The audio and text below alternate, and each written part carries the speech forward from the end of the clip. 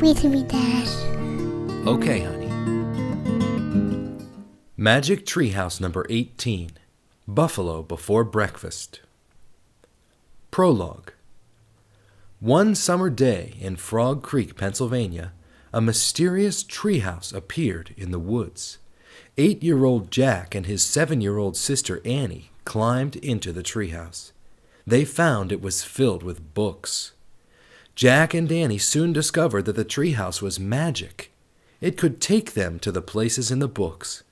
All they had to do was point to a picture and wish to go there. Along the way, Jack and Annie discovered that the treehouse belongs to Morgan Le Fay. Morgan is a magical librarian from the time of King Arthur. She travels through time and space, gathering books. In Magic Treehouse books numbers 5 through 8, Jack and Annie helped free Morgan from a spell. In books numbers 9 through 12, they solved 4 ancient riddles and became master librarians. In Magic Treehouse books numbers 13 through 16, Jack and Annie had to save 4 ancient stories from being lost forever. In Magic Treehouse books numbers 17 through 20, Jack and Annie must be given 4 special gifts to help free a mysterious dog from a magic spell. They have already received 1 gift on a trip to the Titanic, and now they are about to set out in search of the 2nd gift. Chapter 1. Teddy's Back. Arf, arf, arf! Jack finished tying his sneakers. Then he looked out his bedroom window. A small dog stood in the early sunlight. He had floppy ears and scruffy brown fur. "Teddy!" said Jack. Just then Annie ran into Jack's room. "Teddy's back," she said. "It's time." It was time for their 2nd mission to help free the little dog from a spell. Jack threw his notebook and pencil into his backpack. Then he followed Annie downstairs and past the kitchen. "Where are you 2 going?" their mom called. "Outside," said Jack. "Breakfast will be ready soon," she said, "and Grandmother will be here any minute." "We'll be right back," said Jack. He loved his grandmother's visits. She was kind and funny, and she always taught them new things. Jack and Annie slipped out the front door. Teddy was waiting for them. "Arf! Arf!" he barked. "Hey, where did you go last week?" Jack asked. The small dog wagged his tail joyfully. Then he ran up the sidewalk. "Wait for us!" Annie shouted. She and Jack followed Teddy up the street and into the Frog Creek woods. They ran between the trees. Wind rattled the leaves. Birds swooped from branch to branch. Teddy stopped at a rope ladder that hung from the tallest oak tree in the woods. At the top of the ladder was the magic treehouse. Jack and Annie stared up at it. "No sign of Morgan," said Annie. "Let's go up," said Jack. Annie picked up Teddy. She carried him carefully up the ladder. Jack climbed after her. Inside the treehouse, Teddy sniffed a silver pocket watch on the floor. Beside it was the note that Morgan had written to Jack and Annie. Annie picked up the note and read it aloud.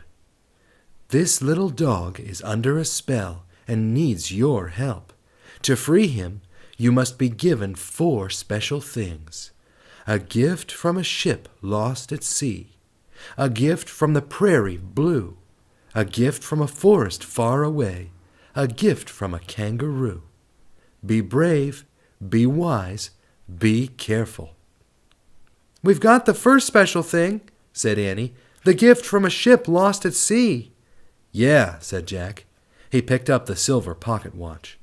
The time on the watch was 2:20, the time the Titanic had sunk. Jack and Annie stared at the watch. "Arf! Arf!"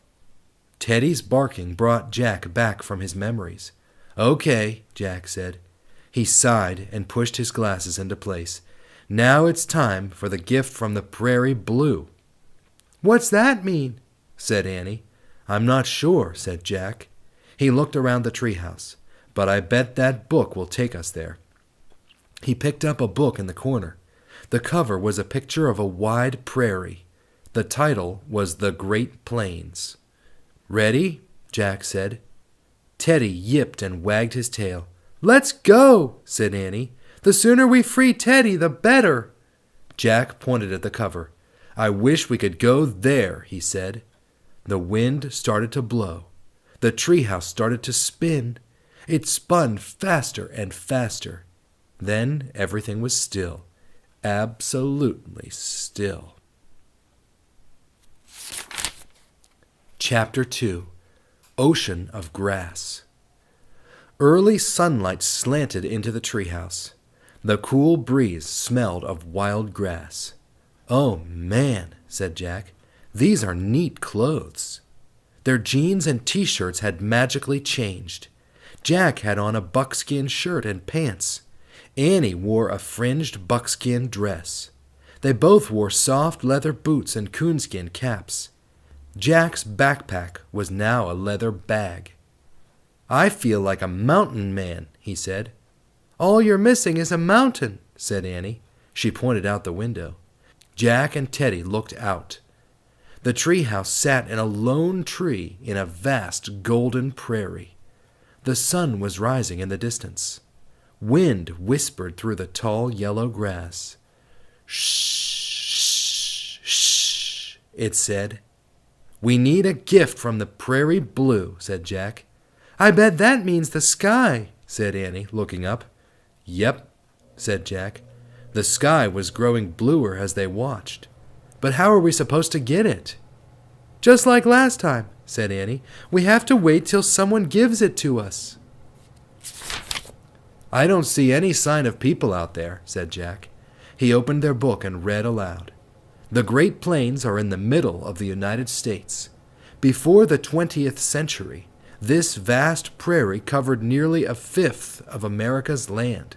Some called it an ocean of grass." Jack pulled out his notebook. "Come on," said Annie. She picked up Teddy and carried him down the ladder. Jack quickly wrote, "Great Plains, lots of land." "Wow, this is like an ocean of grass," Annie called from below. Jack slipped the Great Plains book and his notebook into his leather bag and climbed down. When he stepped onto the ground, the grass came all the way up to his chest. It tickled his nose. Chew! He sneezed. "Let's go swimming in the grass ocean," said Annie. She started off with Teddy under her arm. The wind blew gently as Jack hurried after her. All he could see was rolling waves of grass. They walked and walked and walked. Finally, they stopped to rest. "We could walk for months and never see anything but grass," said Jack. "Arf! Arf!" "Teddy says there's something great up ahead," said Annie. "You can't tell what he's saying," said Jack. "He's just barking." "I can tell," said Annie. "Trust me." "We can't walk all day," said Jack. "Come on," said Annie. "Just a little farther." She started walking again. "Oh, brother," said Jack. But he kept going through the tall, rippling grass. They went down a small slope, then up a small rise. At the top of the rise, Jack froze. "Wow, that is great," he whispered. "Told you," said Annie. Chapter 3. Black Hawk. Jack stared at a circle of teepees ahead. Busy people in buckskins moved about the circle. Horses and ponies grazed nearby. Jack took out their research book and found a picture of the teepees. He read, "In the early 1800s, many different Native American tribes lived on the Great Plains. The Lakota were the largest tribe. They lived mostly in the areas we now call North Dakota, South Dakota, and Minnesota." Jack pulled out his notebook and wrote, "Early 1800s, Lakota were largest tribe of Great Plains." Behind Jack and Annie, a horse neighed. They turned. A horse and rider were heading toward the teepee camp. The sun was very bright behind the rider. Jack could only see the outline of a body with a bow and a quiver of arrows on his back. Jack quickly flipped through the book. He found a picture of a man on horseback, carrying a bow and arrows. Below the picture it said, Lakota Warrior. Jack read. Everything changed for the Native Americans of the Great Plains after white settlers arrived in the mid-1800s. Fighting broke out between Lakota warriors and white soldiers. By the end of the 1800s, the Lakota were defeated. They lost both their land and their old way of life. Jack looked back at the rider. The warrior was coming closer. "Get down," he whispered. "Why?" said Annie. "This might be a time when the Indians are fighting with the settlers," said Jack. The grass rustled as the warrior passed by them. His horse neighed again. "Arf! Arf!" "Shh!" whispered Jack. But it was too late. The warrior had heard Teddy's barking. He galloped toward them, grabbing his bow. "Wait!" shouted Jack. He jumped up from the grass. "We come in peace!" The rider halted. Now Jack saw that he was only a boy on a pony. He couldn't have been more than 10 or 11. "Hey, you're just a kid," Annie said, smiling. The boy didn't smile back, but he did lower his bow while he stared at Annie. "What's your name?" she asked. "Black Hawk," he said. "Cool name," said Annie. "We're Jack and Annie. We're just visiting. We live in Frog Creek, Pennsylvania." Black Hawk nodded. Then he turned his pony around and started toward the Lakota camp. "Hey, can we come with you?" called Annie. Black Hawk looked back. "Yes," he said. "Meet my people." "You mean your parents?" asked Annie. "No, they died long ago," said Black Hawk. "I live with my grandmother."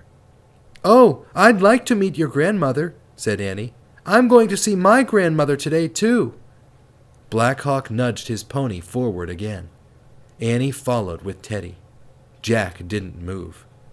What if the Lakota are at war with the white settlers? He worried. What if they think we're enemies?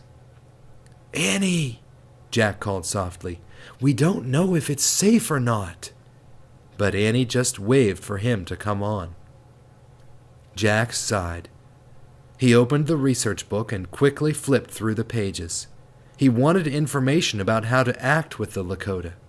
On one page he read, "Good manners to the Lakota means speaking as few words as possible and sharing gifts when visiting." On another page he read, "The Lakota admire those who do not show fear." Jack's favorite piece of information was, "Holding up 2 fingers means friend." Jack put the book away. He ran to catch up with Annie. Annie was telling Black Hawk all about their grandmother. The boy listened silently. "Annie," Jack whispered, "I just read that it's good manners to be quiet, and we should give gifts and not show fear. Also, holding up 2 fingers means friend." Annie nodded. "Got that?" said Jack. "Sure," she said. "No talking, no fear, no problem." Jack looked up. He caught his breath. Ahead of them, the people at the campsite had stopped what they were doing. All eyes were turned to Jack and Annie. Jack quickly held up 2 fingers. Annie did the same. Chapter 4. Good Manners. Black Hawk led Jack and Annie toward the teepees. Everyone kept watching them. Jack couldn't tell what anyone was thinking. No one looked angry, but no one looked happy either. Jack wondered how to appear brave. He glanced at Annie. She walked tall and straight. Her chin was up. Her face was calm. Jack straightened his shoulders. He lifted his chin, and he felt braver. Black Hawk stopped and slid off his pony. The pony headed for the grazing pasture. Then Black Hawk led them to a teepee. It was covered with buffalo designs. "Grandmother is inside," Black Hawk said to Jack and Annie. Inside, the teepee looked like a small round room. A fire burned in the center. Smoke rose through a hole at the top. An old woman sat on animal skins. She was sewing beads onto a moccasin. She looked up at Jack and Annie. "Grandmother," said Black Hawk, "this is Jack and Annie from Frog Creek, Pennsylvania." Jack and Annie both held up 2 fingers for friend. Grandmother raised 2 fingers also. Then Jack took off his coonskin cap. He gave it to Grandmother. She put the cap on her head, then laughed. Jack and Annie laughed too. Grandmother's laughter and kind face reminded Jack of his own grandmother. "You wish to learn our ways," she said. Jack and Annie nodded. Jack could tell she was wise. Grandmother stood and left the teepee. They followed her. Outside, everyone was busy again. They all seemed to know that Jack and Annie weren't enemies. Jack looked around the camp. Men and boys carved bows. Women and girls pounded meat and sewed clothes. One girl was adding claws to a buckskin shirt. "The bear claws will give her the strength of the bear," said Grandmother. "She will sew on hawk feathers, elk teeth, and porcupine quills too. All will give her the power of the animals." Jack pulled out his notebook and wrote, "Sew bear claws to shirt." "I have strong animal power when I go on a buffalo hunt," Black Hawk said proudly. "What do you mean?" asked Jack. "I will show you," said Black Hawk. "Wait." Black Hawk went back inside the teepee. Annie turned to Grandmother. "Why does he hunt the buffalo?" she asked. "The buffalo gives our people many gifts," said the old woman. "Food from his body, teepees from his skin, tools from his bones." Jack started making a list. "Cups from his horns," Grandmother went on.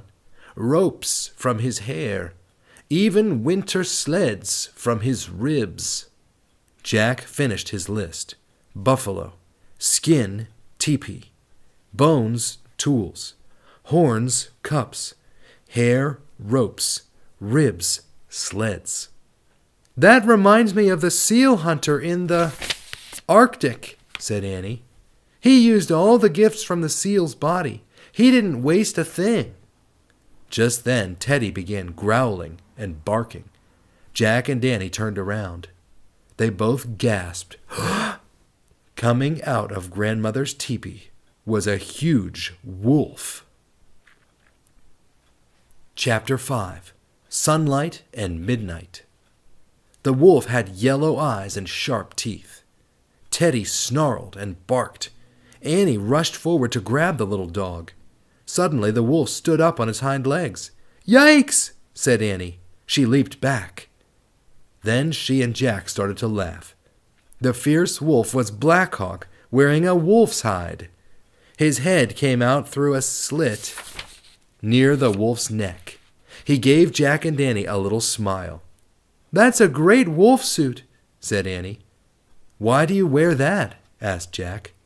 "The wolf is the most powerful hunter of the buffalo," said Black Hawk. "When I wear his skin, I feel his strength." "Wow," said Annie. Black Hawk looked at his grandmother. "May I show them the buffalo now?" he said. "Only show," said Grandmother. "Do not hunt. We have enough meat today." She looked back at Jack and Annie. "Lakota never take more buffalo than we need," she said. "That's good," said Annie. Black Hawk handed his wolfskin to Grandmother. Then he ran to the grazing ponies. He climbed on his. Then he herded 2 ponies, one black and one yellow, over to Jack and Annie. "Hi, Midnight! Hi, Sunlight!" said Annie, naming the ponies. She patted their noses. "Annie," whispered Jack, "how are we going to ride without saddles or reins?" "Just hold on to their manes," she said, "and grip with your legs. Watch." Annie threw her arms around Midnight's neck. She slung her leg over the pony's back and pulled herself up. "I'll carry Teddy in the bag," Annie said. Jack picked up Teddy and slipped him inside the leather bag. He handed it to Annie, who hung it over her shoulder. Teddy's head peeked out of the bag. "Arf!" he barked. "Giddy up, Midnight," said Annie. The pony started to walk away. "Wait," said Jack. He turned to Black Hawk. He had just a few questions. Black Hawk let out a wild whoop and took off, too. Jack took a deep breath. He threw his arms around Sunlight's neck. Then he slung his leg over the pony's back. The pony started to move. "Wait, wait," said Jack. He hopped on one foot, trying to keep up. The pony stopped. Slowly, Jack pulled himself onto Sunlight's back. He gripped the pony's mane. Then he carefully reached up and pushed his glasses into place. He looked over his shoulder. Grandmother was watching. She nodded at him. "Lakota people admire those who do not show fear," Jack remembered. He liked Grandmother. He wanted her to admire him. He let out a wild whoop, and Sunlight took off like the wind. The whoop made Jack feel braver. He held tightly to Sunlight's mane. They caught up with Black Hawk and Annie, and together they all rode through the tall grass. Shadows of clouds swept over the plains. They looked like giant dark birds spreading their wings. Black Hawk's pony stopped at the top of a grassy slope.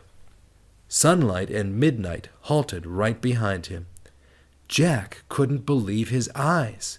Before them were thousands and thousands of grazing buffalo. Chapter 6. Stampede. "Wow!" whispered Jack and Annie together. Black Hawk looked silently at the grazing buffalo. "Hand me the research book," said Jack. Annie lifted Teddy out of the bag. Then she slid the book out and gave it to Jack. He found a picture of a buffalo herd. He read to himself. The true name of the buffalo is bison. At the beginning of the 1800s, there were 40 million bison on the Great Plains. 100 years later, there were less than 300. Almost all had been killed by white hunters and soldiers. Jack looked back at the vast herd. As far as he could see, there was nothing but buffalo. Now Jack knew for certain they'd come to the time before the white settlers and soldiers had arrived, before the end of the great buffalo herds. "I have been on many hunts," Black Hawk said, his eyes still on the buffalo. "Were you scared?" said Jack. Black Hawk shook his head. "You're really brave," said Annie. Black Hawk smiled proudly. "I will show you how a brave hunter moves," he said. He slid off his pony. "Wait! Your grandmother said not to hunt," said Annie. "Plus, you don't have your wolf suit." "I am not afraid," said Black Hawk. "I don't think you should go down there," said Jack. "There's no grown-ups around." But Black Hawk wasn't listening. He began creeping on all fours toward the buffalo. "I have a feeling something bad is going to happen," said Annie. Jack had the same feeling. He looked back at the book. A bison can weigh 2,000 pounds and stand 6 feet high. If one becomes alarmed by a hunter, he might start running and set off a terrifying stampede. Jack looked back at Black Hawk. He was creeping closer and closer to the herd. Jack's heart pounded. He wanted to shout, "Come back!" But he didn't want to scare any of the huge, fierce-looking animals. Keeping his eyes on Black Hawk, Jack handed the Plains book to Annie. She slid it back into the bag beside Teddy. Black Hawk stopped just as he was passing the nearest buffalo. His eyes squeezed shut, his nose wrinkled up, his mouth opened. "What's he doing?" asked Jack. Chew!" Black Hawk sneezed. "Uh-oh," said Annie. The huge buffalo jerked its head up. It made a low, moaning sound. Then it pointed its horns and charged. "Watch out!" cried Jack. Black Hawk threw himself out of the way of the charging buffalo.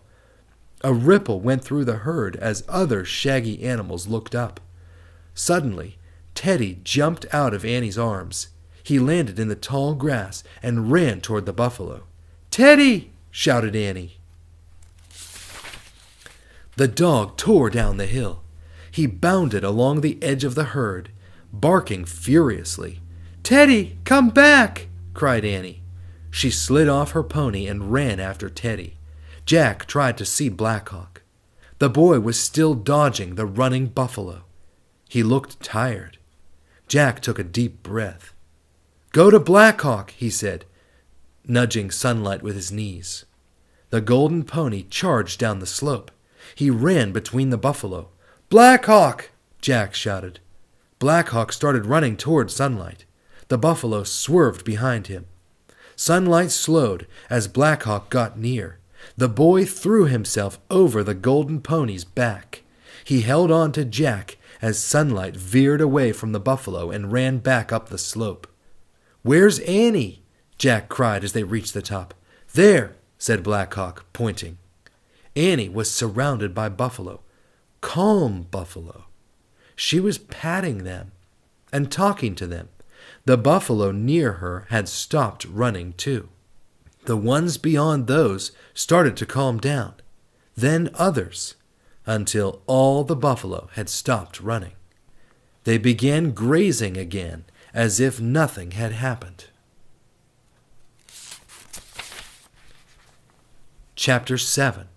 White Buffalo Woman. "She has good medicine," said Black Hawk. "Annie doesn't have any medicine," Jack said. "She just has a way with animals." Black Hawk was silent. He climbed back on his waiting pony. Then he rode down toward Annie. Jack followed. Annie's pony trailed behind. Annie turned to Jack and Black Hawk as they rode up to her. On her face was a look of amazement. "You wouldn't believe what happened," she said. "You stopped the stampede," said Black Hawk. "But it wasn't just me," said Annie. "What do you mean?" asked Jack. "I was trying to find Teddy," said Annie, "and I got in the way of the buffalo. I couldn't escape, so I held up my hands and shouted, 'Stop!' Then, out of nowhere, a beautiful lady in a white leather dress came to help me." "You saw a lady in white?" asked Black Hawk. His eyes had grown wide. "Yes," said Annie. "She held up her hands, and the buffalo stopped running. Then she disappeared." "Where's Teddy?" said Jack. Annie gasped. "I don't know. I forgot about him," she said. "Teddy! Teddy!" "Arf! Arf!" The little dog came bounding out of the grass toward them. Annie scooped him up. Teddy licked her face all over. "Where did you go?" Annie asked him. "Did you see the beautiful lady too?" "That lady does not live on this earth," Black Hawk said softly. "What do you mean?" said Annie. "You saw the spirit of White Buffalo Woman," he said. "What do you mean, spirit?" said Jack. "You mean like a ghost?" Black Hawk turned his pony around. "Let us go back," he said. "We must tell grandmother." Annie put Teddy in Jack's bag. Then she climbed on her pony, and they took off. Behind them, the buffalo grazed peacefully on the plains. Chapter 8. Sacred Circle. The sun was going down as the three ponies galloped for home. The deep blue sky was streaked with golden red light. Back at the Lakota camp, the circle of teepees glowed in the setting sun. People were gathering around a large fire. Black Hawk led Jack and Danny to the camp. They got off their ponies and went over to the fire. Grandmother rose to greet them. "You have been gone a long time," she said. Black Hawk looked her bravely in the eye. "Grandmother, I tried to hunt the buffalo alone," he said. "One charged at me, but Jack saved my life. Then Annie and White Buffalo Woman stopped all the other buffalo from a stampede." "Let this be a lesson to you," Grandmother said sternly. "Your pride led you to show off. Showing off made you behave foolishly. Your foolishness frightened a buffalo. He frightened others. One thing always leads to another. Everything is related." "I am sorry," said Black Hawk. He hung his head. "I have learned." Jack felt sorry for Black Hawk.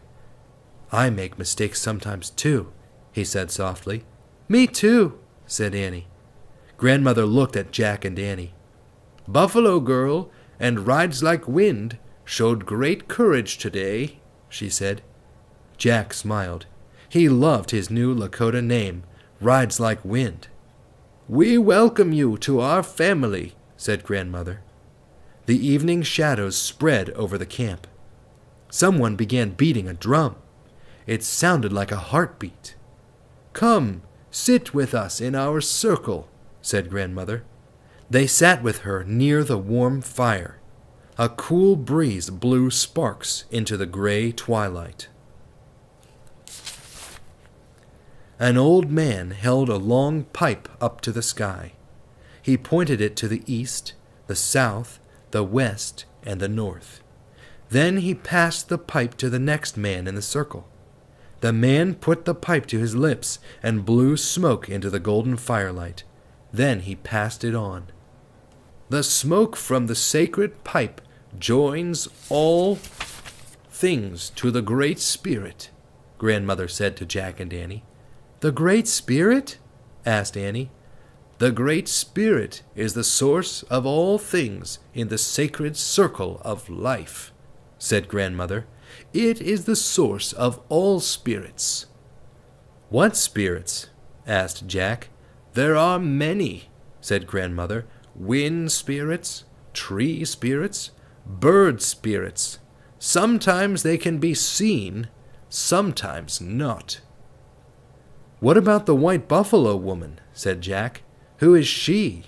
"She is a messenger of the Great Spirit," said Grandmother. "He sent her when the people were starving. She brought the sacred pipe so that our prayers could rise to the Great Spirit. He answers by sending us the buffalo." "Why do you think White Buffalo Woman came to me?" asked Annie. "Sometimes courage can summon help from the beyond," Grandmother said. She pulled a brown and white feather from a small buckskin bag. She put the feather on the ground in front of Jack and Annie. "This is a gift for you," she said, "an eagle's feather for your courage." "Arf! Arf!" Teddy wagged his tail. Jack and Danny smiled at each other. The eagle's feather was their gift from the prairie blue. Their mission was complete. The chanting and drum beats grew louder and louder. Then they stopped. The old man held the pipe up to the sky. "All things are related," he said. The pipe-smoking ceremony was over. The sky was dark and filled with stars. One by one, people rose from the circle and went to their teepees. Jack put the eagle's feather in his bag and yawned. "We better go home now," he said. "You must rest first," said Grandmother. "You can leave in the dawn." "Good plan," said Annie. She was yawning too. They went with Grandmother and Black Hawk to their teepee. Grandmother pointed to 2 buffalo robes that lay to one side of the still burning fire. Jack and Annie stretched out on them. Teddy snuggled between them. Grandmother and Black Hawk lay on robes across from them. Jack watched as the bluish-white smoke rose from the fire. It went up through the teepee hole and into the endless starry sky. Jack listened to the wind blowing through the grass. Shh, shh, shh. It's the voice of the Great Plains, he thought. Then he drifted off to sleep. Chapter 9. Lakota School. Jack felt Teddy licking his cheek. He opened his eyes. Gray light came through the smoke hole. The fire was out. The teepee was empty. Jack jumped up. He grabbed his bag and hurried outside with Teddy. In the cool light before dawn, everyone was taking down their teepees. They were loading them onto wooden platforms strapped to 2 poles. The poles were pulled by horses. Grandmother and Blackhawk piled tools and clothes onto their platform. Annie stuffed buffalo meat into a rawhide bag. "What's happening?" Jack asked. "It is time to follow the buffalo," said Grandmother. "We will camp somewhere else for a few weeks." Jack pulled out his notebook. He still had many questions, but he tried to choose just a few. "Can you camp anywhere?" he asked. "Even when you don't own the land?" Blackhawk laughed. "People cannot own land," he said. "The land belongs to the Great Spirit." Jack wrote in his notebook, "Land owned by Great Spirit, not people." "What about school?" said Jack. "Don't you have to go to school?" "What is school?" Blackhawk said. "It's a place where kids go to learn things," Jack explained. Blackhawk laughed again. "There is not only one place to learn," he said. "In camp, we learn to make clothes, tools, and teepees. On the plains, we learn to ride and hunt. We look at the sky and learn courage from the eagle." Jack wrote, "Lakota School is everywhere." Grandmother turned to Jack and Annie. "Will you walk with us toward the sunset?" she asked. Jack shook his head. "We have to go the other way," he said, "toward the sunrise." "Thank you for the eagle's feather," said Annie. "Let your thoughts rise as high as that feather," said Grandmother. "It is good medicine." "What does that mean?" Jack asked. "Good medicine." "Good medicine connects you to the world of the spirits," she said. Jack nodded, but he still didn't really understand. "Goodbye, Buffalo Girl, and Rides Like the Wind," said Grandmother. "We wish you a safe journey." Jack and Annie waved. Then they started walking back the way they'd come. Teddy ran ahead of them. At the top of the rise, they looked back. Grandmother, Blackhawk, and the rest of the tribe were watching. Jack and Annie both held up 2 fingers for friend. Then they took off down the slope. They ran across the prairie, through the tall, whispering grass, all the way back to the treehouse. Annie put Teddy in the leather bag. She and Jack climbed up the rope ladder. They looked out the window one last time. The ocean of grass was golden in the early sunlight. By now, the Lakota are walking west, Jack thought. Soon everything will change, he said sadly. The buffalo will vanish. The old way of life for the Lakota will vanish too. But the Great Spirit won't ever vanish, said Annie. It will always take care of Blackhawk's people. Jack smiled. Annie's words made him feel better. Arf! Arf! Teddy barked, as if to say, let's go. Okay, said Jack. He picked up the Pennsylvania book and pointed at a picture of Frog Creek. I wish we could go home to our people, he said. The wind started to blow. The treehouse started to spin. It spun faster and faster. Then everything was still. Absolutely still. Chapter 10. Good Medicine. We're home, said Annie. Bright sunlight flooded the treehouse. Teddy licked Jack's and Annie's faces. They were back in their jeans and t-shirts. "Hey, silly," Annie said to the dog. "Now we have the second thing to help free you from your spell." She took the eagle's feather out of Jack's backpack. She put it on Morgan's note next to the silver pocket watch from the Titanic. "Now we have our gift from the Prairie Blue," said Jack. "Let your thoughts rise as high as this feather." "Hey, I just had a thought," said Annie. "What?" said Jack. "I bet Teddy had something to do with White Buffalo Woman," she said. "Why?" asked Jack. 1 second, Teddy disappeared in the grass. Then White Buffalo Woman appeared, said Annie. When White Buffalo Woman disappeared, Teddy appeared. Said Jack. He stared at the little dog. Teddy tilted his head and gave Jack a wise look. "Well," said Jack, "maybe Teddy has good medicine."